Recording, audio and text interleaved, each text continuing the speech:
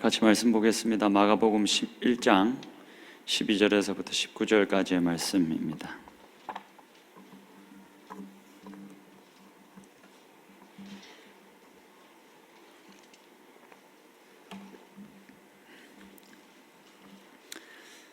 마가복음 11장 12절에서부터 19절까지의 말씀을 우리가 같이 보겠습니다.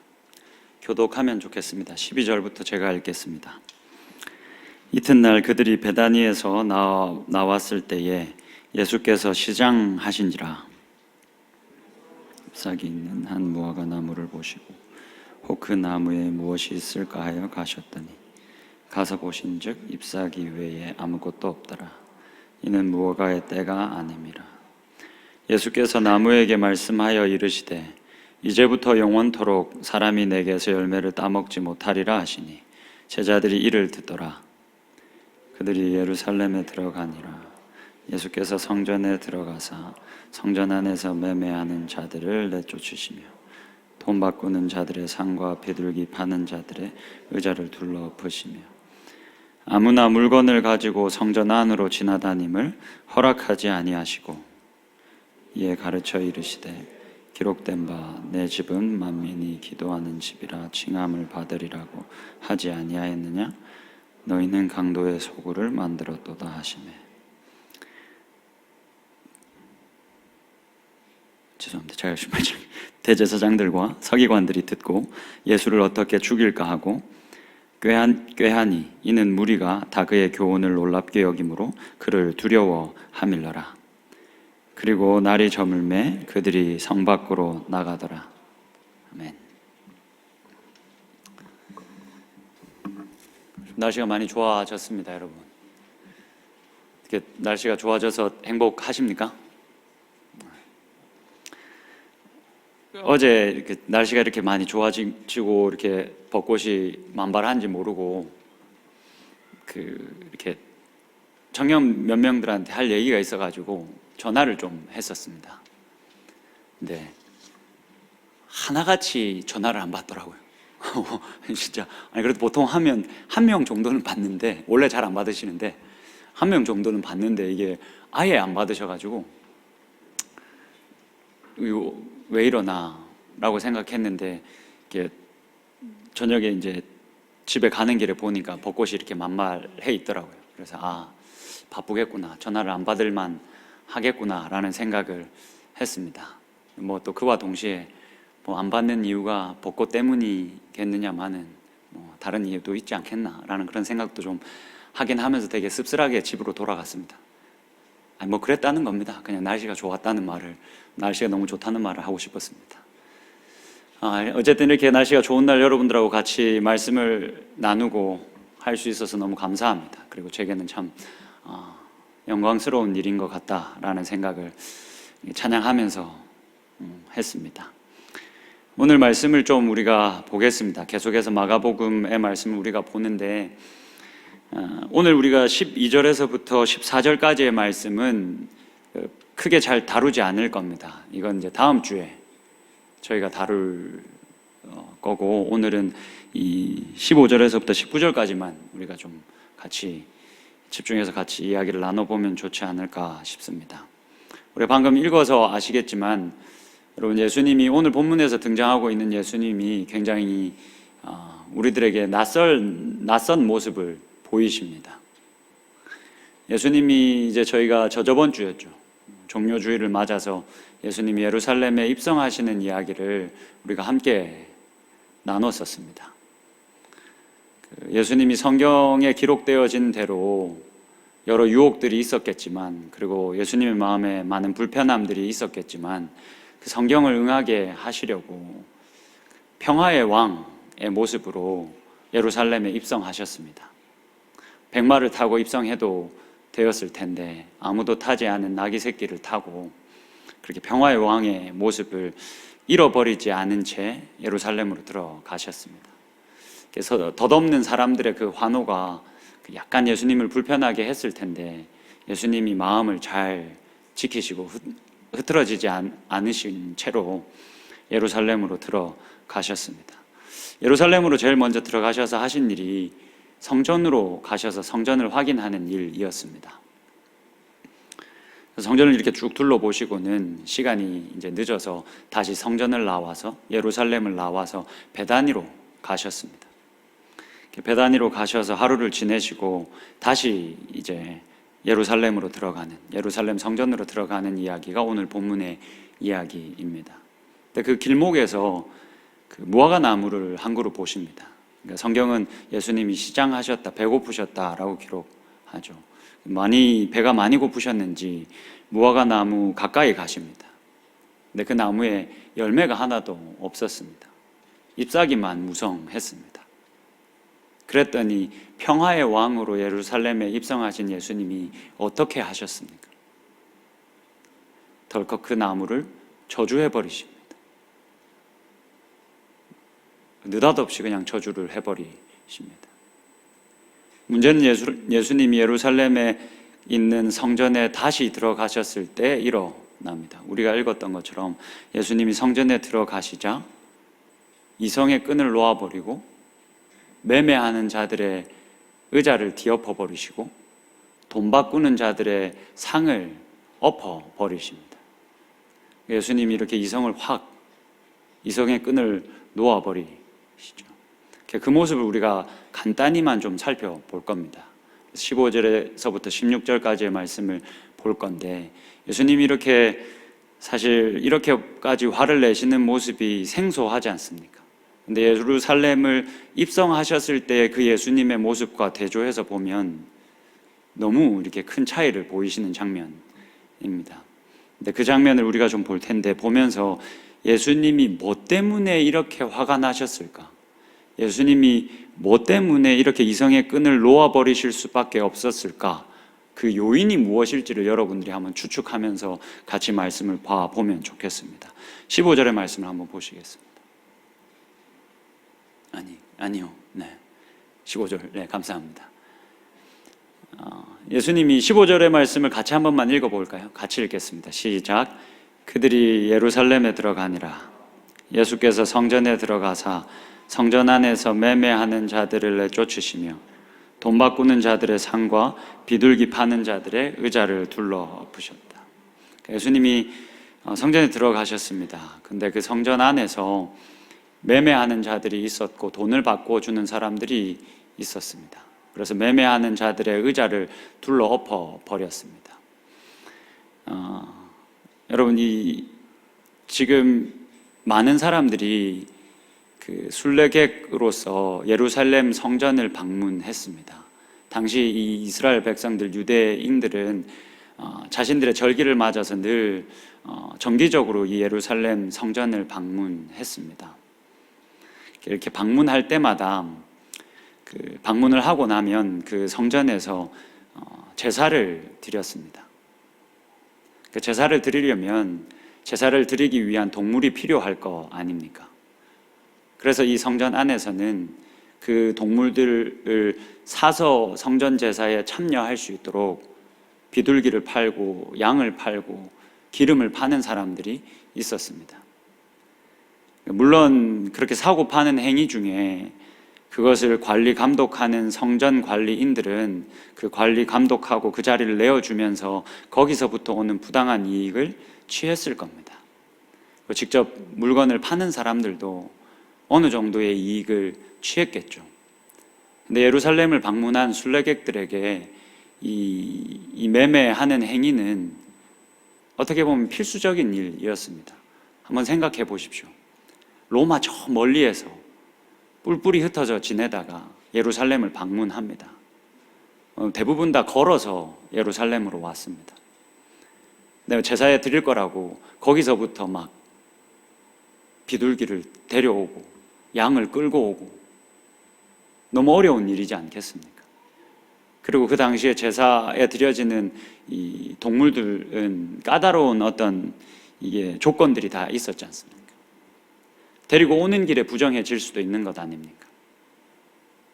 그러니 어떻게 보면 성전 안에서 매매하는 이 행위들은 순례객들을 위해서 필요한 행위였습니다. 그런데 예수님이 그 모습을 보시고는 의자를 던져버리십니다. 돈 바꾸는 자들의 상도 엎어버리십니다. 당시에 유대인들은 20세 이상이 된 남성들은 꼭 매년마다 성전세를 내야 했습니다. 반세겔이었는데 이 반세겔을 특별히 이 두로에서 만들어진 세겔, 두로 세겔이라고 부르는데 이 세겔을, 반세겔을 매년 예루살렘 성전을 방문해서 성전세로 내야 했습니다.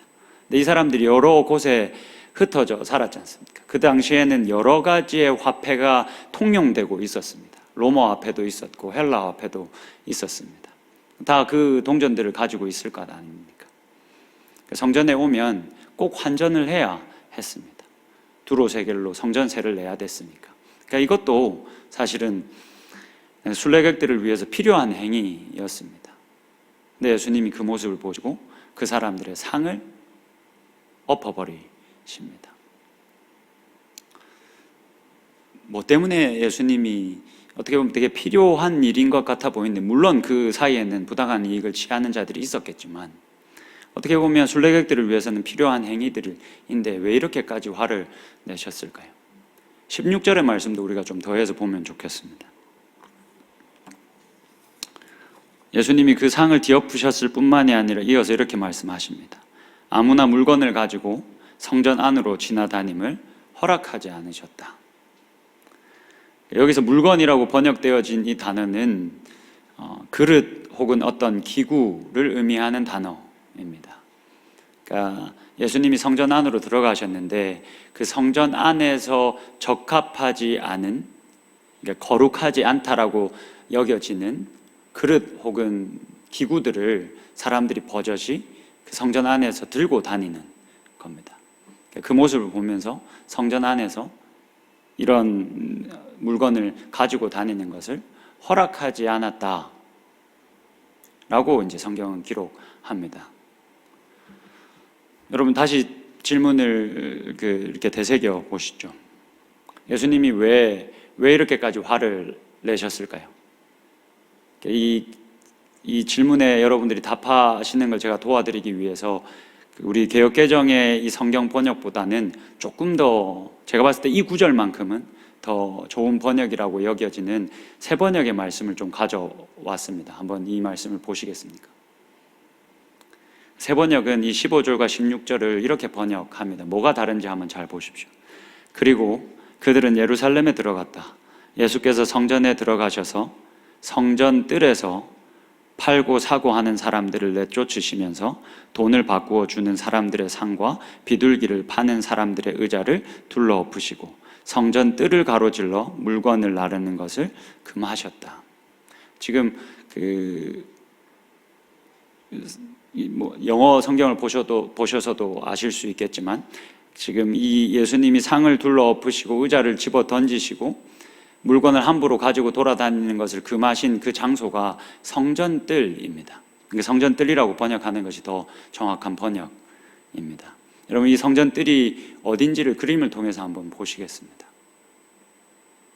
당시에 이 성전의 단면도를 한번 띄워주시겠습니까? 고맙습니다. 이 전체를 이제 헤롯 성전이라고 부릅니다. 이게 두 번째 성전이죠. 첫 번째 성전은 여러분 누가 지은 성전인지 알고 계시죠?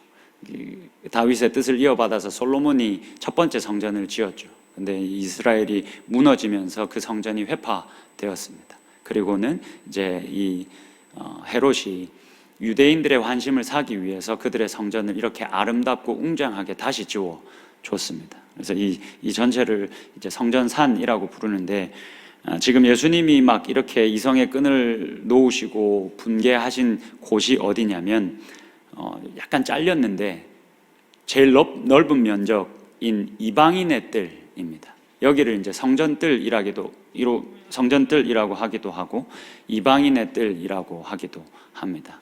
그러니까 이방인들이 성전 안으로 들어올 수 있는 리밋이 여기에 걸려 있었습니다. 이방인들은 딱 이방인의 뜰, 이 성전 뜰까지만 들어올 수 있었습니다. 그 다음 여러분 찾아보실 수 있을지 모르겠지만 여인의 뜰이라고 하는 공간 보이십니까? 여기는 유대인 여성들이 들어갈 수 있는 공간이었습니다. 여기를 넘어서는 이 유대인 여성들도 들어갈 수 없었습니다. 그리고 보시면 이스라엘의 뜰이라고 되어져 있는 부분, 이것도 조금 잘렸는데 죄송합니다. 보이십니까? 여기까지는 유대인 남성들이 들어갈 수 있었습니다.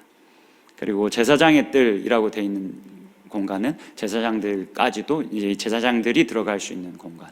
유대인 남성들은 이스라엘의 뜰까지만 들어가서 제사를 이렇게 멀리서 지켜보는 게 전부였습니다.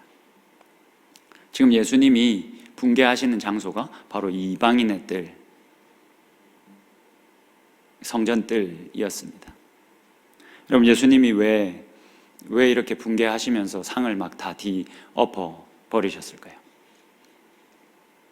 이게 이제 이 이방인의 뜰이 꽤 넓은 공간이었는데 예수님이 이들이 이 장소에서 매매 행위를 하고 돈 바꾸는 일을 하고 아무 물건이나 들고 다니는 모습을 보면서 예수님이 이거를 참을 수가 없으셨습니다.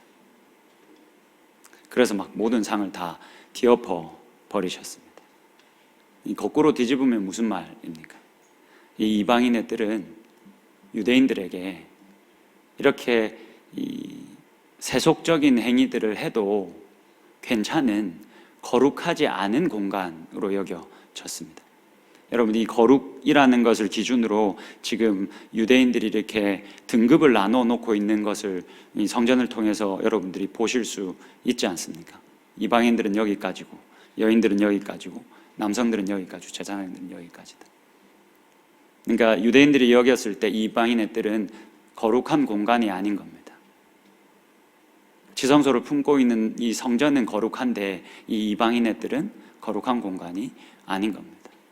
그래서 이들이 이 매매 행위를 아무렇지도 않게 한 겁니다. 왜냐하면 여기는 거룩하지 않은 땅이니까 충분히 이런 행위를 해도 된다라고 생각을 했던 거죠.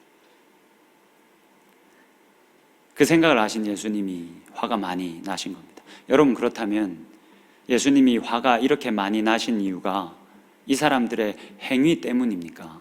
아니면 이 사람들의 행위가 이루어진 장소 때문입니까?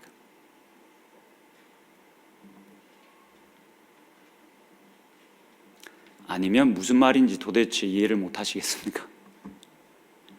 여러분, 되게 중요한 질문입니다. 예수님이 왜 화가 이렇게 나셨습니까? 이 사람들의 행위 때문입니까?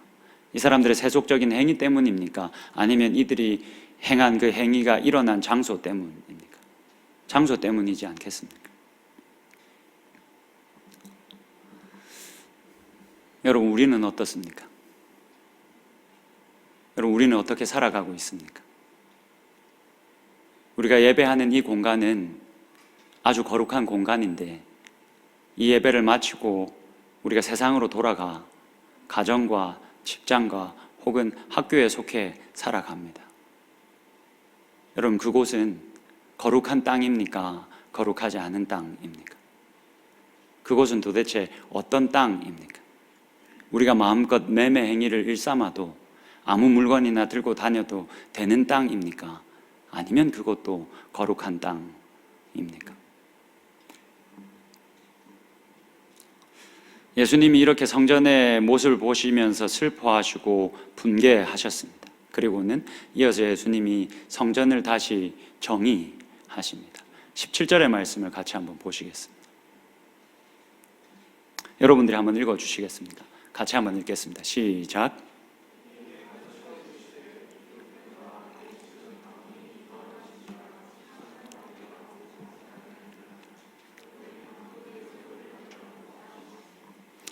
예수님이 이런 성전의 모습을 보시면서 성전을 다시 정의해서 우리들에게 보여주십니다. 성전을 다시 정의하시면서 구약 성경의 두 부분을 인용하셔서 이렇게 말씀하셨습니다. 먼저 우리들에게 이렇게 말씀하셨습니다. 성전은, 내 집은 만민의 기도하는 집이어야 한다. 하나님께서 가지고 계셨던 원래의 계획과 꿈을 이렇게 선포하십니다. 이 말씀이 이사야서 56장에 있는 이 이사야서 56장 7절에 있는 말씀을 인용한 부분입니다. 여러분, 그 이사야서 56장의 문맥을 우리가 좀 살펴봐야 이 의미가 분명해집니다. 이사야서 56장 초반부에서 하나님은 이사야 선지자라는 이 선지자의 입술을 통해서 하나님께서 가지고 계셨던 꿈과 계획을 밝히십니다. 그 꿈과 계획이 뭐냐면 하나님의 백성이 아닌 이방인이라 할지라도, 그리고 심지어 고자라 할지라도 모든 이가 하나님의 백성으로 편입되어서 안전함을, 그리고 하늘에서부터 오는 그 평화를 그들도 누리게 될 것이다. 내가 그렇게 그들이 누리게 할 것이다.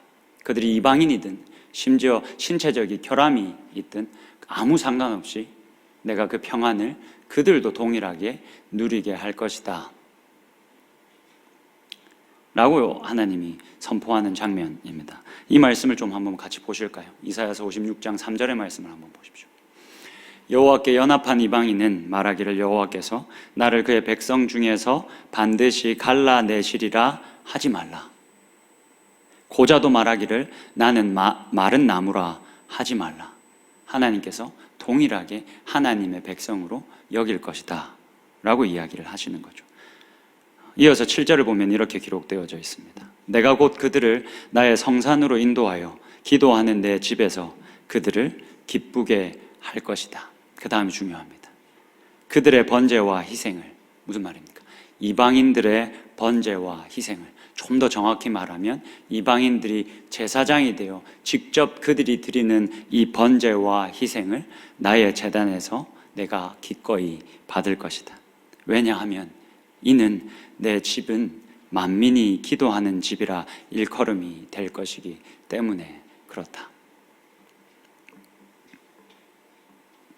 하나님이 이방인들까지도 그 이방인들이 제사장 되게 하셔서 그들이 드리는 번제와 희생을 내가 나의 집에서 기쁘게 받을 것이다. 이것이 내가 가진 소망이고 내가 가진 꿈이다. 그리고 내가 이것을 이룰 것이다 라고 약속하신 겁니다. 그리고 그 약속은 이루어졌습니다. 그 약속이 이루어짐을 경험한 베드로전서의 저자는 다음과 같이 우리들에게 선언합니다. 베드로전서 2장 9절의 말씀입니다. 다시 한번 여러분들이 한번 큰 소리로 읽어봐 주시겠습니까? 같이 읽겠습니다. 시작.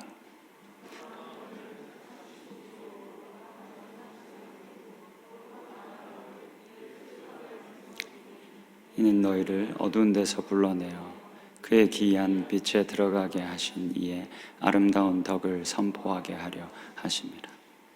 여러분, 우리가 왕 같은 제사장이 되었습니다.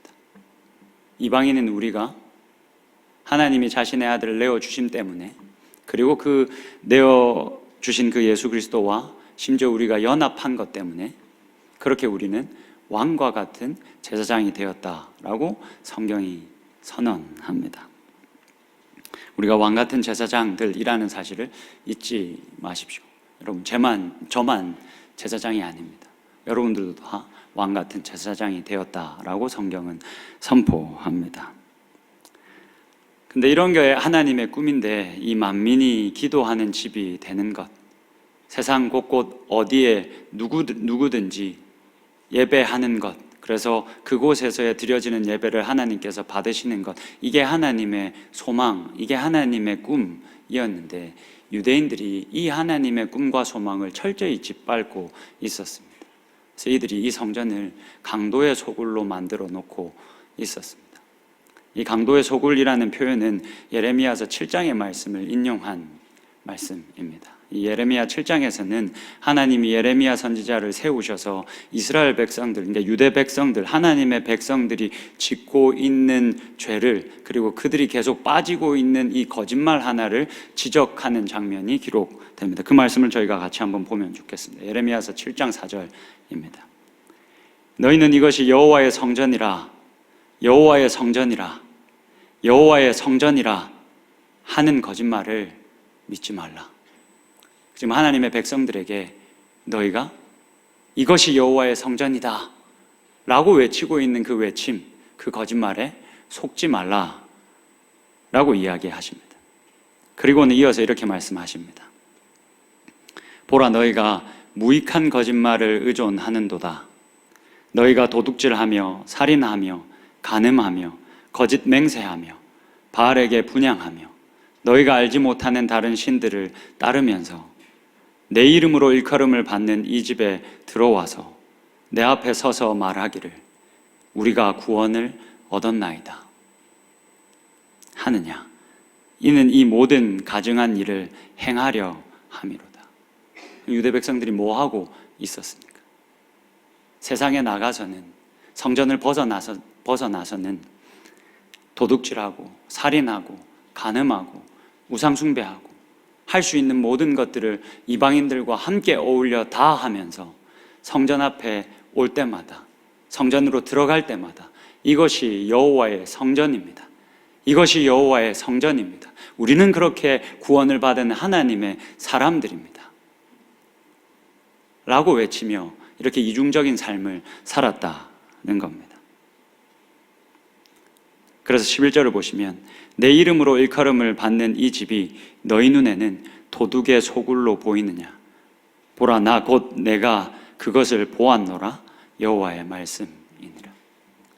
이렇게 이중적으로 생활해 가면서 유대 백성들이 어떻게 살았습니까? 나는 안전합니다. 나는 구원받은 백성입니다. 그렇게 그 거짓말에 속으며 살았습니다. 그랬더니 하나님께서 뭐라고 말씀합니까? 그렇게 이중적으로 생활하면서 그들이 드리는 예배와 찬양과 선포는 무익한 거짓말이다. 하나도 유익할 게 없는 무익한 거짓말이다. 그들이 선 곳은 만민이 기도하는 집이 아니라 그저 강도의 소굴일 뿐이다.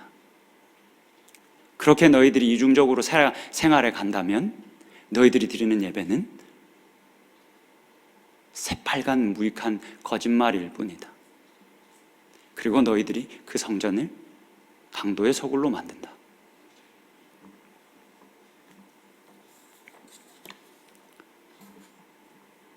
라고 그렇게 선포하셨습니다.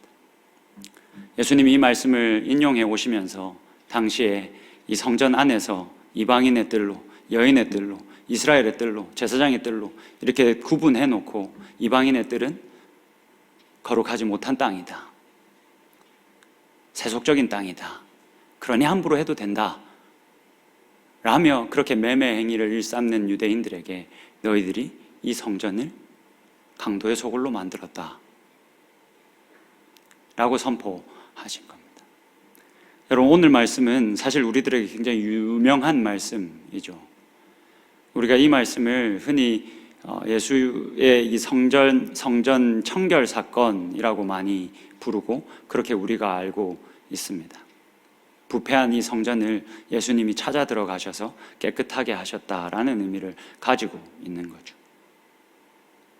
여러분, 어떤 학자들은 이 본문의 이 예수님의 이런 행동을 성전 청결 사건이라 부르지 말고 성전 종결 사건이다, 그 성전을, 그 부패한 성전을 끝내버린 성전 종결 사건이다 라고 말하는 것이 더 적합한 해석이다 라고 주장하는 학자들이 있습니다.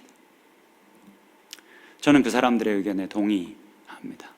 제가 그 사람들의 의견에 동의하는 이유는 다음과 같습니다. 오늘 본문 우리가 읽지 않았지만 20절의 말씀을 좀 한번 보시겠습니까? 준비를 PPT는 없을 겁니다. 여러분들 성경을 한번 직접 보시죠. 20절의 말씀입니다. 제가 읽어 드릴 테니까 한번 들어보십시오.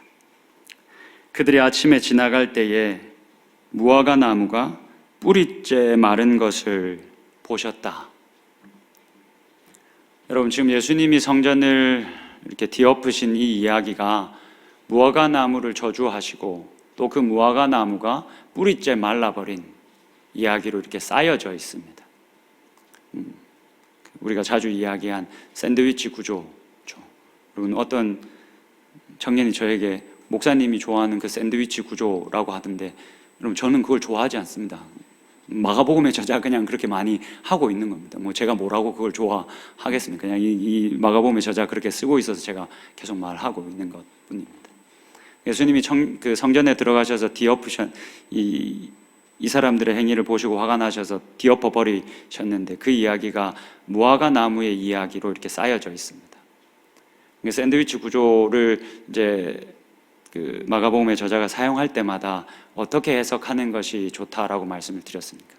샌드위치 구조를 형성하고 있는 틀과 그 안에 있는 그 속의 이야기가 서로 해석에 영향을 미쳐야 합니다. 예수님이 성전으로 가시는 길에 무화과나무를 보셨고 그 무화과나무를 저주하셨습니다. 그리고는 성전을 뒤엎으셨습니다. 그리고는 무화과나무를 봤더니 이 무화과나무가 뿌리째 말라 있었습니다. 그러면 여러분, 이 성전을 예수님이 청결하게 하신 겁니까? 아니면 이 성전을 종결시켜버린 겁니까? 예수님은 이런 성전을 종결시켜버린 겁니다. 이 성전을 끝내버리신 겁니다. 네, 그러면 여러분, 우리가 질문을 해야 됩니다. 그럼 도대체 하나님이 어디에 임재하십니까? 도대체 하나님이 어디에 거하십니까? 여러분, 구약 성경을 보면 하나님의 임재가 제한된 곳에만 있습니다. 그게 어디입니까?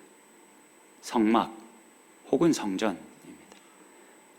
하나님께서 그 지성소에 있는 속죄소 위에 있는 그 날개 그룹들의 날개 그 사이에서 내가 너희들을 만나겠다 약속하셨고, 그렇게 자신의 임재를 성막과 성전으로 제한하셨습니다. 근데 예수님이 지금 뭐 하고 계시는 겁니까? 그 성전을 끝내버리셨습니다. 그 성전의 종교를 선언하셨습니다. 그렇게 예수님은 성전 종교를 선언하셨고 하나님이 떠나버리셨습니다. 그래서 성경은 이 사도행전을 보면 이제 더 이상 여호와 하나님께서 사람이 손으로 지은 성전에 계시지 않는다라고 선언합니다. 이제 하나님이 더 이상 사람이 지으신 이 성전에 계시지 않는다, 임재하지 않는다라고 선포합니다. 그럼 이렇게 떠나신 하나님은 도대체 어디에 거하시고 어디에 임재하십니까?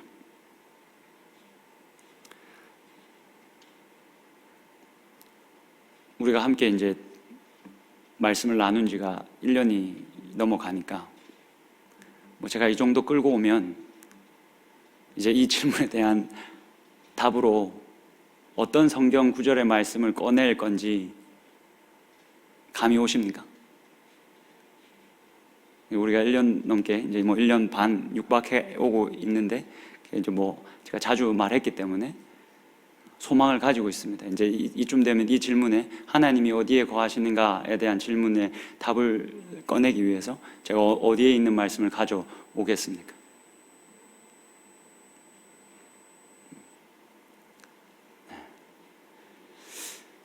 고맙습니다. 항상 이렇게 새롭게 날마다 새롭게 들어주셔서 했던 말 또 하고 했던 말 또 하고 하는데 아무 무리 없이 했던 말을 가감 없이 할 수 있게 해줘서 너무 고맙습니다. 여러분, 에베소서 2장의 말씀 한번 보시겠습니까? 생각나시는 분들이 있을 겁니다. 제가 읽어드릴 테니까 잘 한번 보십시오.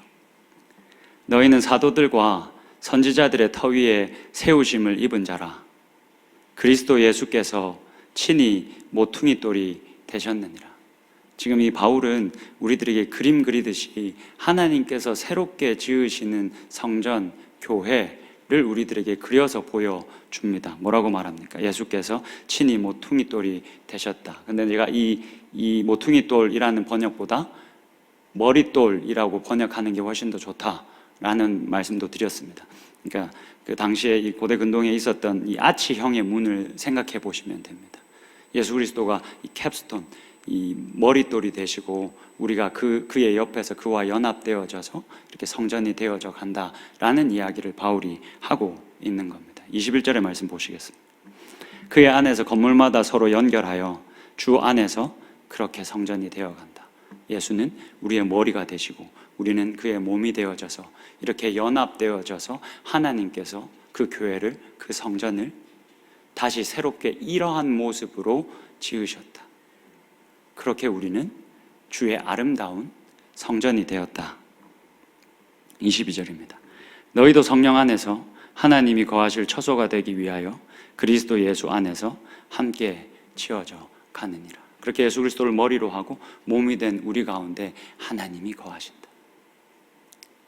예수님이 이전의 성전을 그렇게 거룩을 기준으로 해서 거룩의 등급을 나눴던 그 성전의 종교를 선언하신 다음에 그 성전을 떠나버리시고 예수 그리스도와 연합한 우리들로 하여금 새로운 교회가 되게 하셔서 하나님께서 이제 그들과 함께 하시고 그들 위에 머무신다. 그리고 그들이 드리는 예배를 받으신다. 라는 아주 놀라운 이야기를 에베소서의 저자가 이렇게 선포하고 있는 겁니다. 하나님께서 그 옛 성전을 무너뜨려 버리시고 새롭게 성전을 지으셨습니다.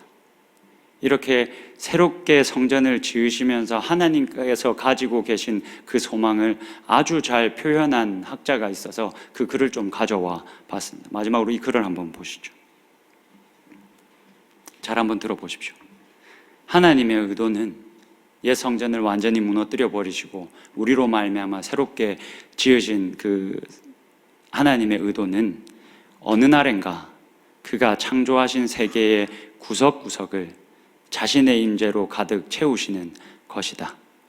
그리하여 새 성전은 우리입니다. 하나님의 보편적인 임재를 위한 영원하고도 완전한 거처가 될 것이다. 왜냐하면 그것은 손으로 짓지 아니한 것, 곧 이 옛 창조에 속하지 아니한 것이고 도덕적인 흠이 없는 것이기 때문이다. 여러분, 우리가 예수를 주로 고백할 때 성경에서는 우리가 그리스도를 옷 입게 된다라고 이야기합니다. 그리스도가 내 안에, 내가 그리스도 안에 살게 되고 그렇게 우리는 주의 거룩한 교회가 된다. 그렇게 우리는 도덕적으로 흠이 없기 때문에 하나님께서 거룩한 곳에만 임하시는 하나님께서 우리가 그렇게 거룩해졌기 때문에 우리가 밟는 모든 땅 위에 하나님은 임재하실 수 있고 그곳에서 예배를 받으실 수 있는 일이 일어났다 라는 이야기를 하고 있는 겁니다.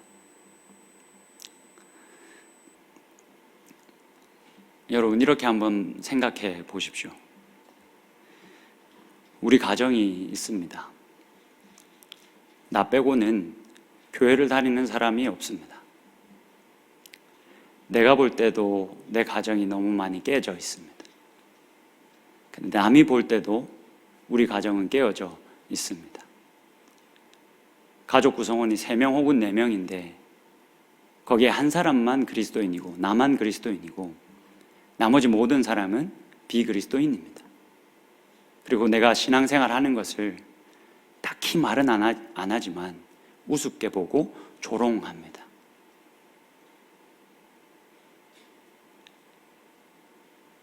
여러분, 그 땅은, 그곳은 거룩한 땅입니까? 아니면 거룩하지 않은 땅입니까?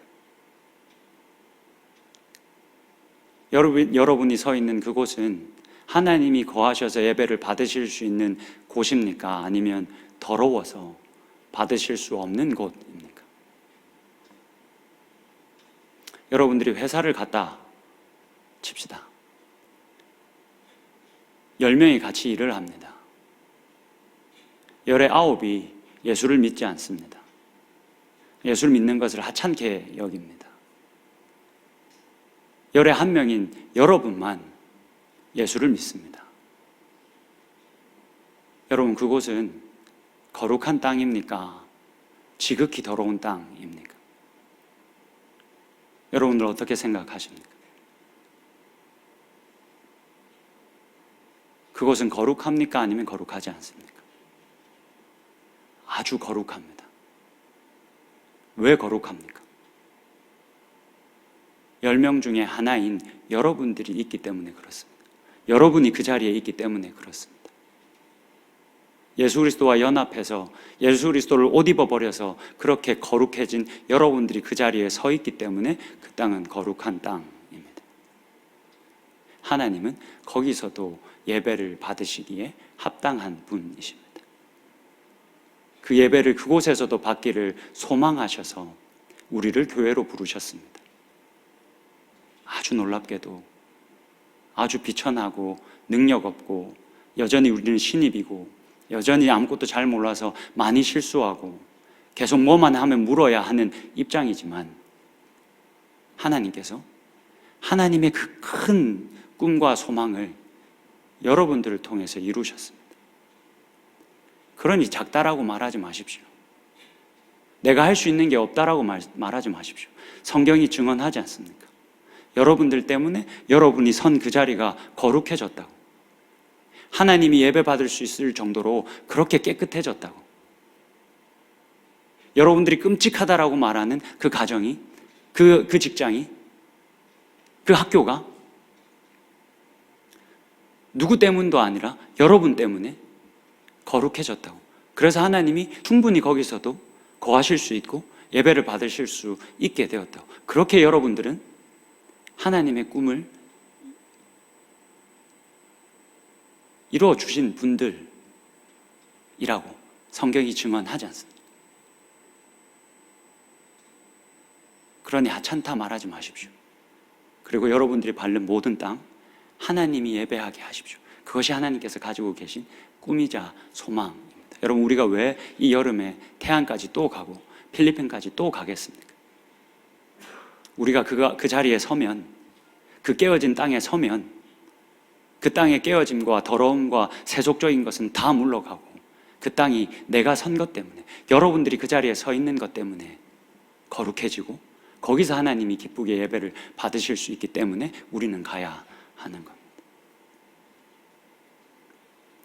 이 말씀을 기억하시고, 또 우리가 이 예배를 떠나서 세상으로 들어가겠지만 이 세상 속에서 하나님께서 우리를 주의 움직이는 교회로 부르셨다. 그렇게 내가 하나님의 마음을, 하나님의 꿈을 이루어 드릴 수 있는 자로 나를 부르셨다라는 사실을 분명히 인식하고 그것을 선포하고 그 자리에서, 우리가 속해 있는 그 모든 자리에서 예배하며 그렇게 하나님이 영광을 받으시는 일들이 우리들 가운데 더 많아질 수 있기를 주님의 이름으로 축복합니다. 오늘 이 말씀을 기억하시면서